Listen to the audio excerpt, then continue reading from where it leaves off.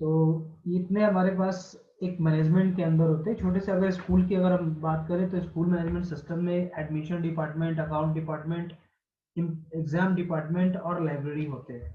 इसके अलावा other number of parts होते हैं इसके, ठीक है।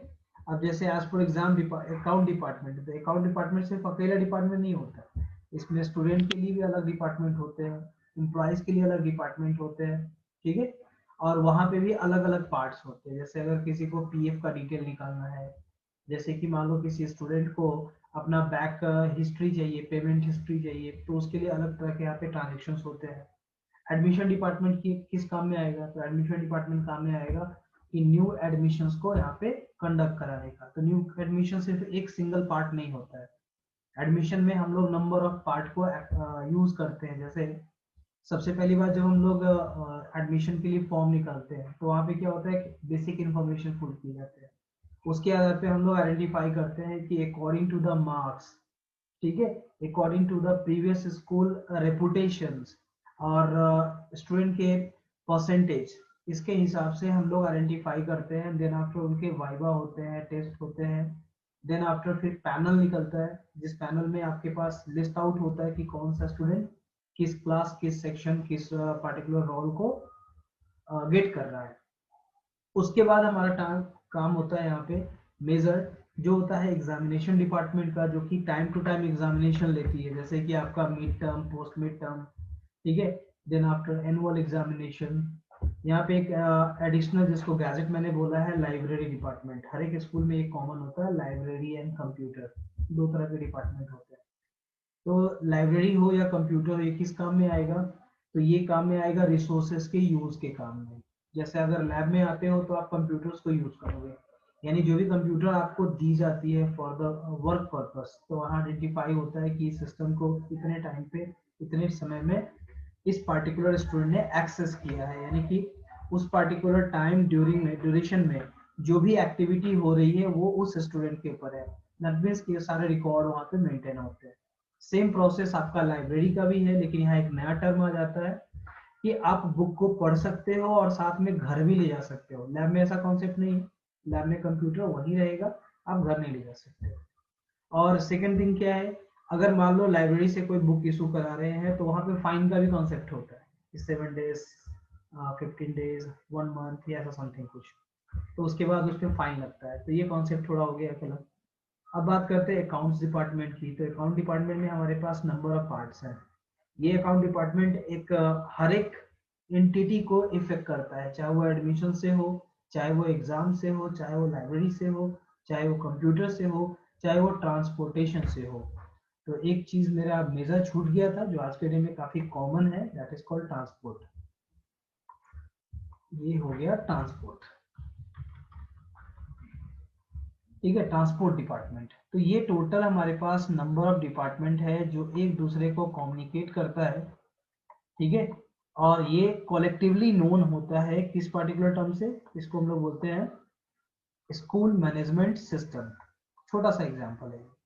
तो ये इनपुट एंड आउटपुट, यानी हमारा डेटा रिसीव भी करता है और उसके अगेंस्ट डेटा को रिट्रीव भी करके अवेलेबल कराता है।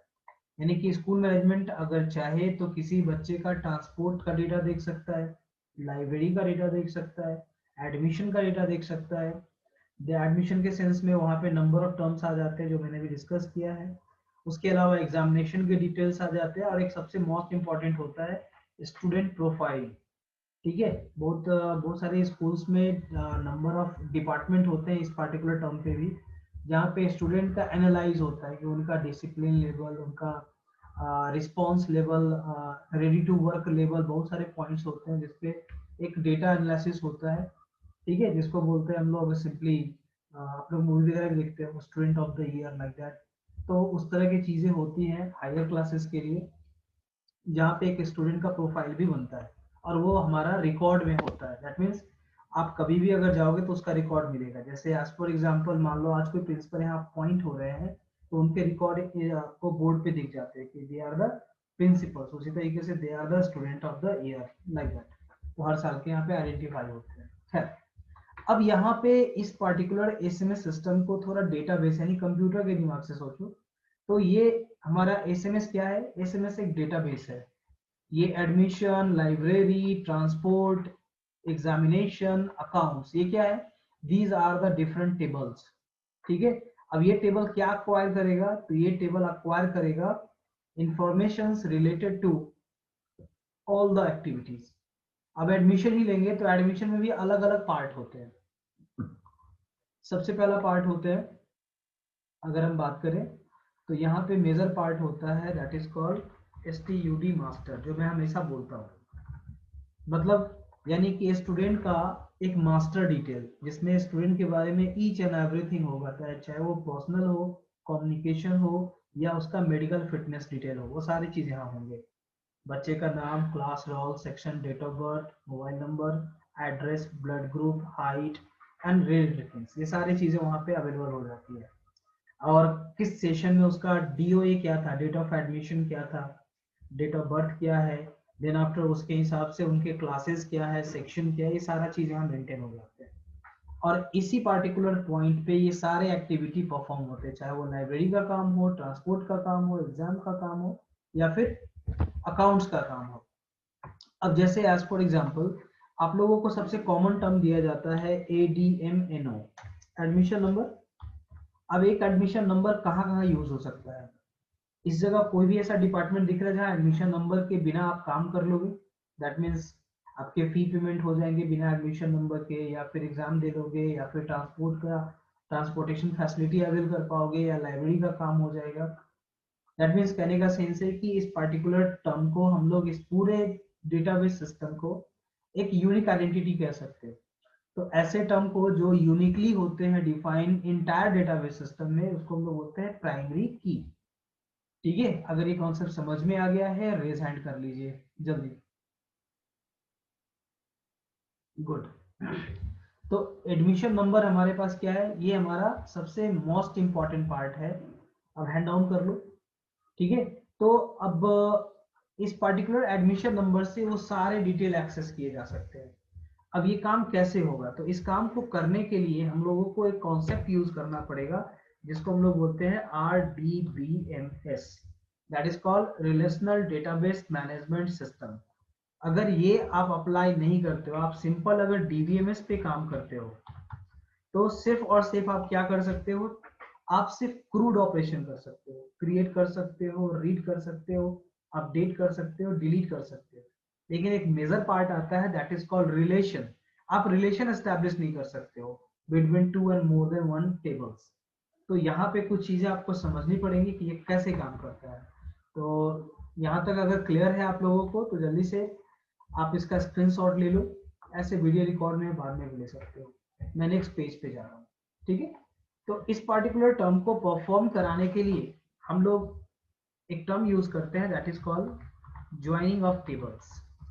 यानी कि एक ही डेटाबेस के अंदर आप नंबर ऑफ टेबल्स को एक दूसरे के साथ कम्युनिकेट कराना चाहते हैं। जैसे एज फॉर एग्जांपल, मान लो एक टेबल यहाँ बना है और एक टेबल यहाँ बना हुआ है। ठीक है, इस टेबल का नाम है STUD मास्टर, और ये है एग्जाम, सॉरी एग्जाम। ठीक है, तो इस पर्टिकुलर टेबल में जो डेटा अवेल करेगा वो होगा स्टूडेंट मास्टर का डेटा।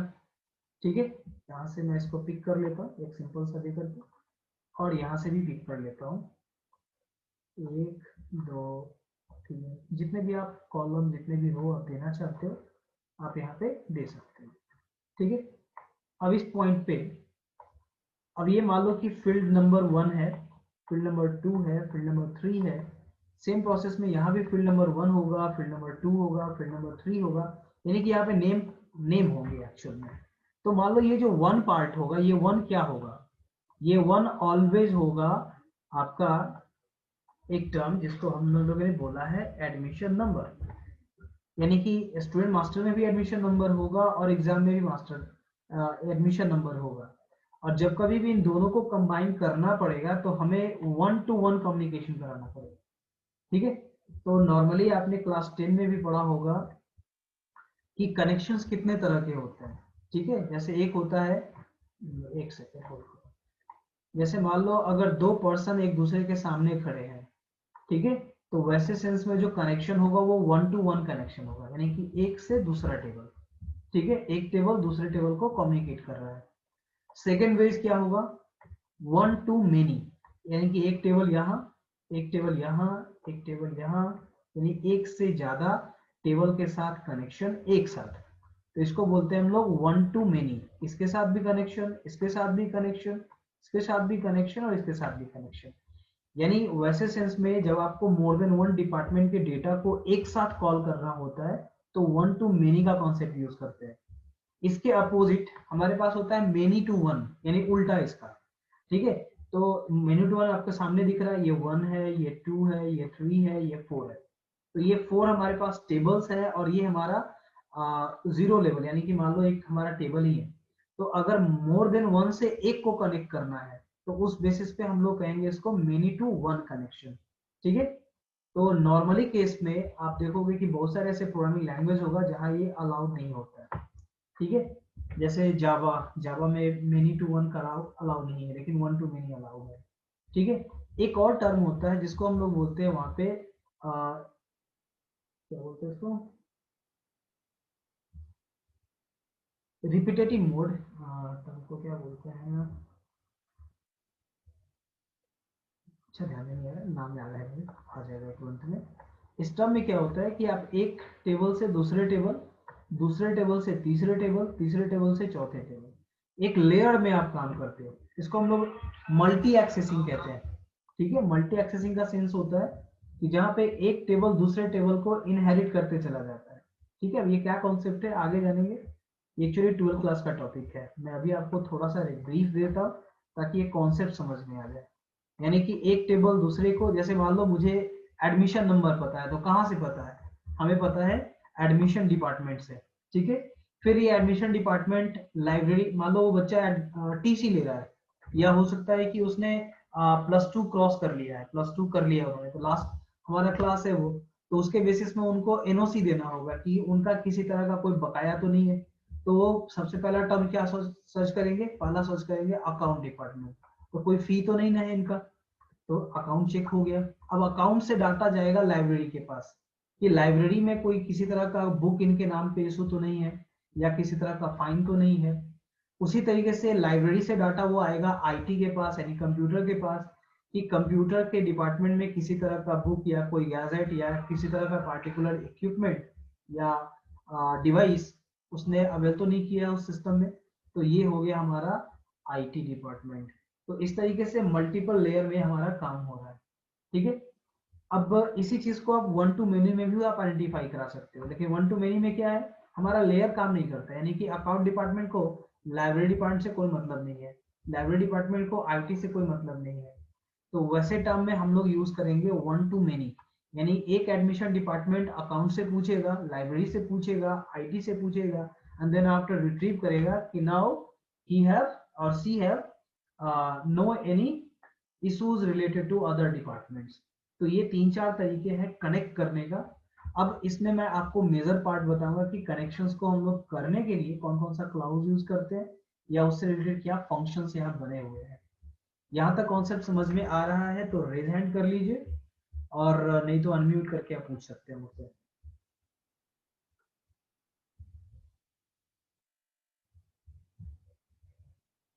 जब तक ये टॉपिक नहीं समझ में आएगा आगे नहीं जा पाओगे आप, इसलिए कोई भी कंफ्यूजन हो तुरंत पूछो।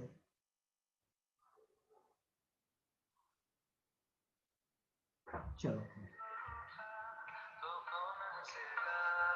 सर इसका कंक्लूजन बताइए ना सर। कंक्लूजन मीन्स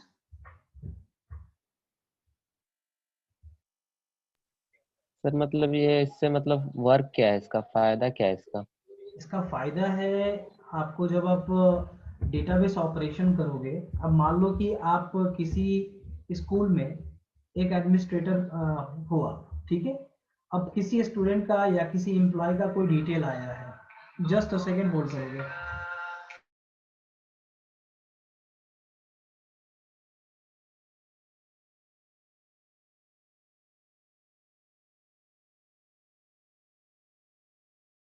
कट कर रहा हूँ, समझ में नहीं आ रहा है, यही टाइम मिलता है कॉल करने को।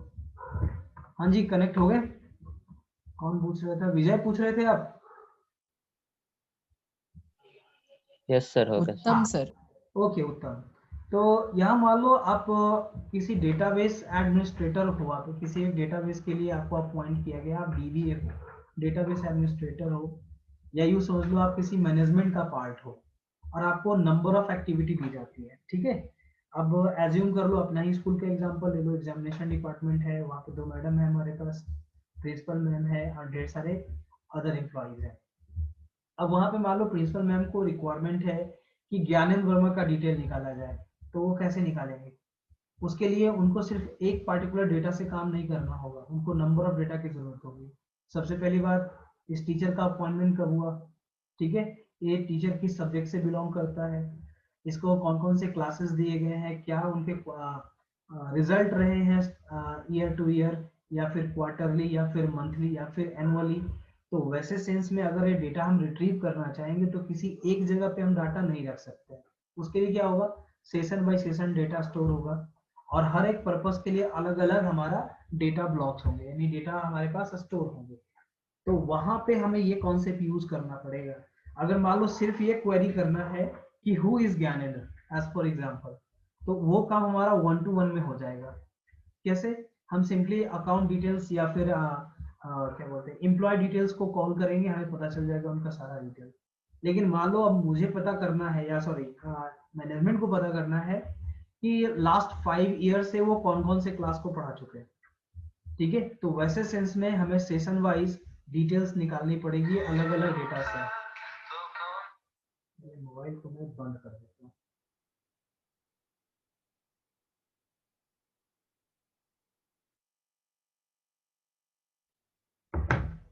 ठीक है, तो वैसे सेंस में हमें नंबर ऑफ रिकॉर्ड से डेटा को कॉल करना होगा। खैर मैं इसको रियल टाइम एग्जांपल दिखाता हूँ, क्लियर हो जाएगा कॉन्सेप्ट, ठीक है। नेक्स्ट पार्ट, अब यहाँ पे हम थोड़ा सा आइडेंटिफाई करा रहे हैं कुछ टर्म को, that is called joining of tables.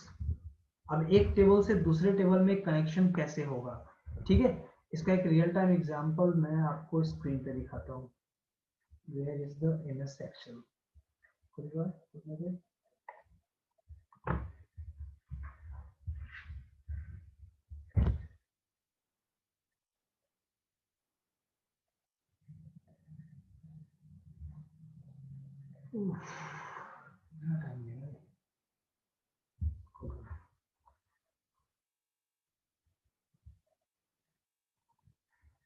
अब ये मान लो बुक 1 जो ऊपर दिख रहा है आप लोगों को, बुक 1 ये डेटाबेस का नाम है, सीट 1 एक टेबल है, सीट 2 भी एक टेबल है, 2 टेबल है हमारे पास।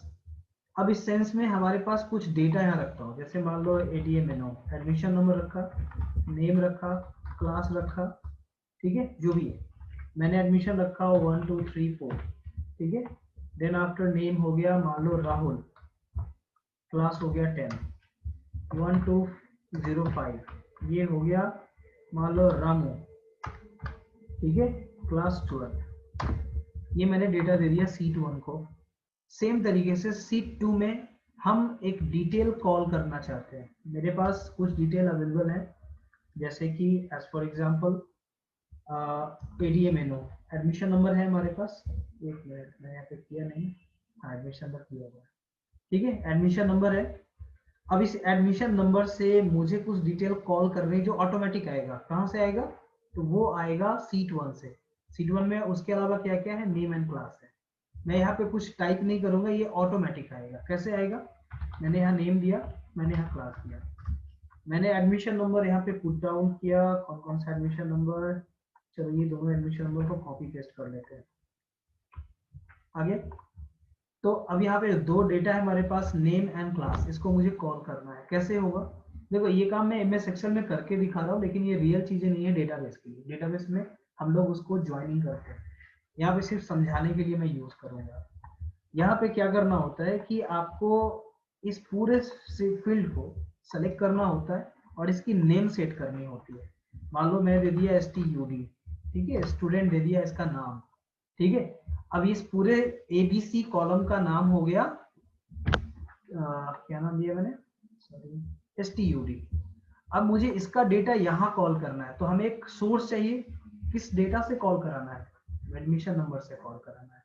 तो हमने लिखा कि इफ नहीं, हाँ चलो इफ ही लगा देते हैं, if error, actually MS Excel है और nothing else.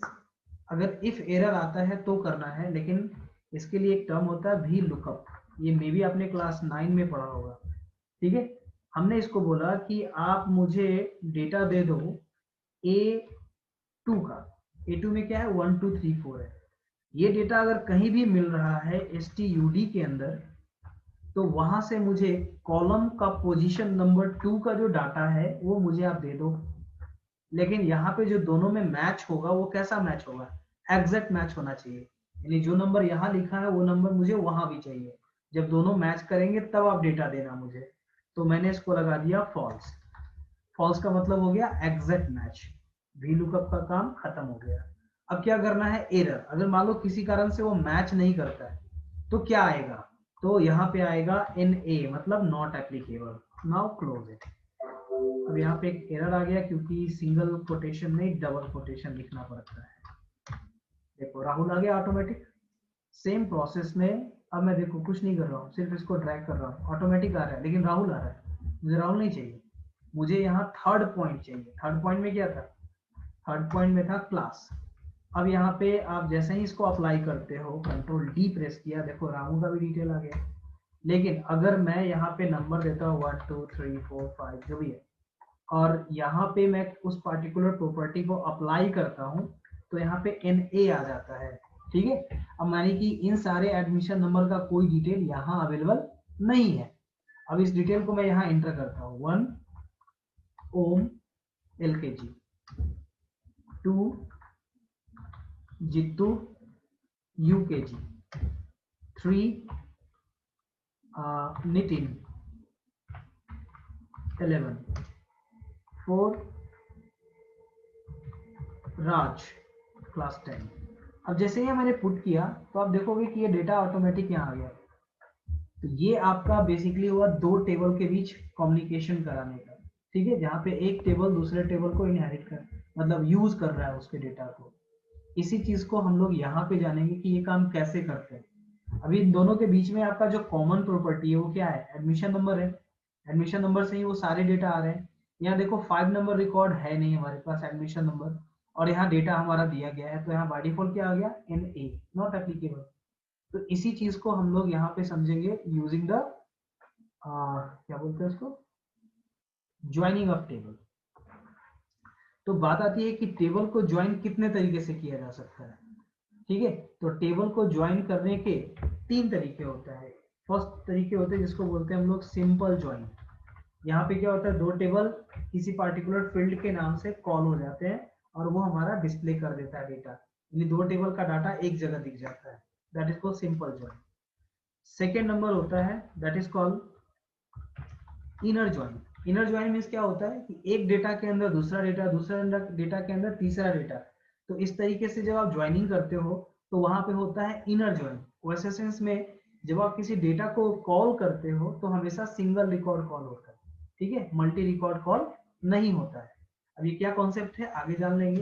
And third part होता है that is called outer, outer join.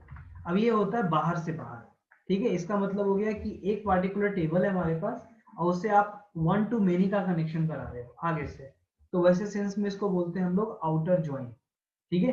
तो ये 3 कॉन्सेप्ट आपको याद रखना है, simple join, inner join and outer join. इसके अलावा भी होते, जैसे अगर आउटर ज्वाइन की बात करो तो आउटर ज्वाइन हो या इनर ज्वाइन हो, इसको दो तरीके से कनेक्ट किया जाता है, एक लेफ्ट टू राइट, एक राइट टू लेफ्ट। जो मैंने आपको कॉन्सेप्ट बताया था 1 to many, many to 1।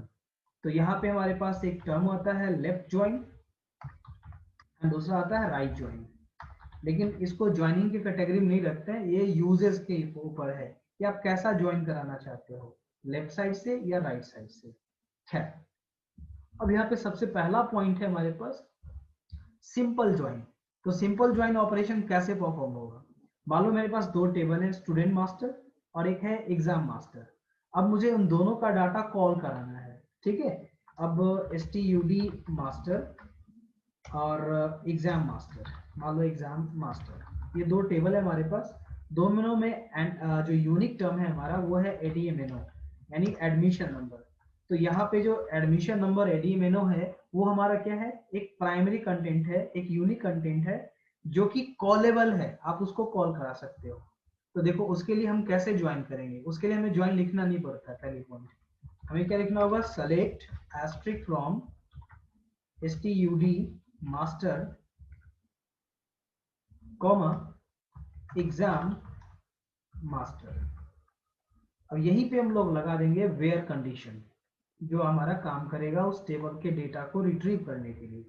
Where std master dot, जो हमारा फील्ड है, कॉमन फील्ड कौन सा है, ADMNO, admission number equals to exam master dot एडीएमएनओ।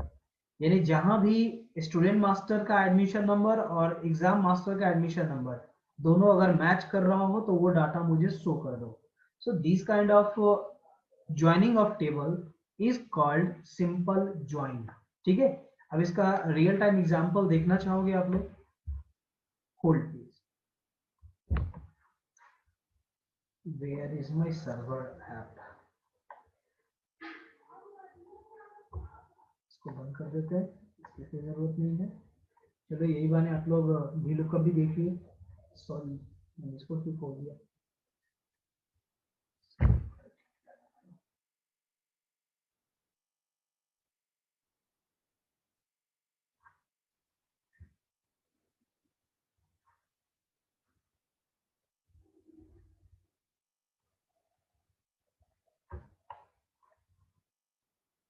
फिर से खोलना पड़ेगा,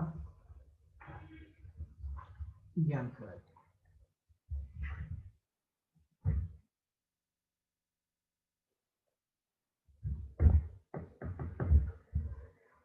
ज्ञान फॉर आईटी मैंने लास्ट डे स्टूडेंट बनाया था, एक क्वेरी कर लेते हैं, है ना।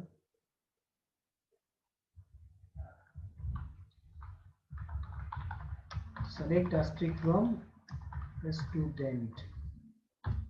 तो यहाँ पे देखो स्टूडेंट का पूरा डिटेल अवेलेबल है, डेट ऑफ बर्थ के साथ में, लेकिन कुछ में नहीं रहता है, कोई बात नहीं। हमें को यहाँ पे एक और टेबल क्रिएट करना होगा, that is called exam table. ठीक है, मैं एग्जाम टेबल क्रिएट कर देता हूँ, क्रिएट टेबल एग्जाम। एग्जाम, अब मुझे यहाँ फील्ड देना होगा एडीएमएनओ। एडीएमएनओ ये कैसा होगा, तो ये हमारा वैरकर रखा था इसमें हम लोगों ने, तो इसको भी वैरकर रख देते हैं 10 या फिर 20, जो भी रखना चाहो।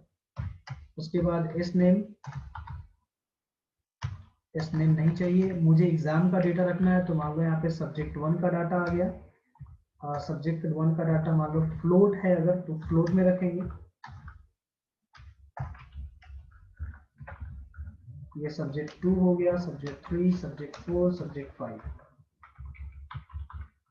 2, 3, 4 एंड 5। इसके अलावा टोटल ये भी हमारा फ्लोट में आ जाएगा, एंड देन आफ्टर पर यानी कि परसेंटेज ये भी फ्लोट में आ जाएगा। And now we are going to in the table. देखो ये टेबल बन के तैयार हो गया हमारा। ठीक है, हमने डेटा को यहाँ पे क्रिएट कर लिया है। अब यहाँ पे इसको हम आइडेंटिफाई करके दिखाते भी हैं, फ्रॉम एग्जाम दिखा दिया। अभी खाली है, ये कुछ भी नहीं है इसके अंदर। और सेकेंड टर्म में अगर आप देखोगे, सेलेक्ट एस्ट्रिक फ्रॉम स्टूडेंट, तो यहाँ बहुत सारे डेटा अवेलेबल है हमारे पास। तो दोनों डेटा आपके पास आ गए, एग्जाम का भी और इसका भी। मुझे कुछ डेटा इंसर्ट करना होगा इनसाइड दिस पर्टिकुलर एरिया, तो पूरे आइडेंटिफाई कर लेते हैं एडमिशन नंबर्स। यहाँ पे एडमिशन नंबर देखो, बहुत सारे एडमिशन नंबर एक जैसे दिख रहे हैं, जैसे कि 1 2 3 4 1 2 3 4। ये डेटा मुझे चेंज करना होगा क्योंकि ये यूनिक होना चाहिए, अगर यूनिक नहीं होगा तो हमारा काम नहीं करेगा। तो मैं इसको देता हूँ 1 2 4, इसको कर दिया 1 3 4, इसको कर दिया 1 2 4 5। एक डेटा मुझे मैनेज करना है, बस इसलिए मैंने इसको यूनिक कर दिया ताकि हर एक स्टूडेंट का यूनिक एडमिशन नंबर हो जाए। मतलब यहाँ एडमिशन नंबर यूनिक है हमारे पास। अब यहाँ पे टर्म आता है कि हमें न्यू डेटा इंसर्ट करना है इनसाइड इट। तो इसके लिए कौन सा स्टेटमेंट यूज करेंगे उत्तम? जल्दी बताओ। I wanted to insert new record inside the database table. Which command is suitable for this operation? Select Select का काम करोगे? Any one of you, boys and girls? Ria? Insert command. Very good. तो हम लोग काम करेंगे insert का. Insert into table का नाम. Table का नाम पहले से पता एग्जाम है. अब यहाँ पे दे दिया मैंने ADMNO, सॉरी स्मॉल लेटर में, जिस लेटर में उसी लेटर में लिखेंगे हम लोग. Then after sub1, sub2, sub3, sub4 and then after sub5. मैं यहाँ पे टोटल एंड परसेंटेज को कॉल नहीं कर रहा हूँ क्योंकि ये ऑटो कैलकुलेट होना चाहिए. ठीक है. अब यहाँ पे कुछ वैल्यू डाल देता हूँ. जैसे यहाँ से लिया मैंने एडमिशन नंबर, नितिन नंदन का एडमिशन नंबर ले रहा हूँ and I am going to put here. लेकिन क्योंकि ये एडमिशन नंबर वैरचर में है तो आपको सिंगल कोटेशन के अंदर लिखना पड़ेगा. अब आता है सब्जेक्ट 1 टू सब्जेक्ट 5. तो सब्जेक्ट 1 में मान लो इसको आया है 55, 24, 10 एंड देन आफ्टर 100, 2 to 4 एक और बच गया 50 मार्क्स. तो ये मैंने यहाँ पे पुट किया एंड रन करा दिया. ये स्टेटमेंट पहले से पढ़ाया हुआ है आपका, how to insert new record. Same process में मुझे ये काम करना है दूसरे रिकॉर्ड के लिए, यानी कि हमें काम करना है विजय प्रकाश के लिए. तो विजय प्रकाश का एडमिशन नंबर मैं यहाँ पुट कर दे रहा हूँ एंड इसको जो मार्क्स आए हैं वो मैं आइडेंटिफाई करा देता हूँ. सब्जेक्ट 2 में इनको आया है 99, इसमें आया है 10 और इसमें आया है इनको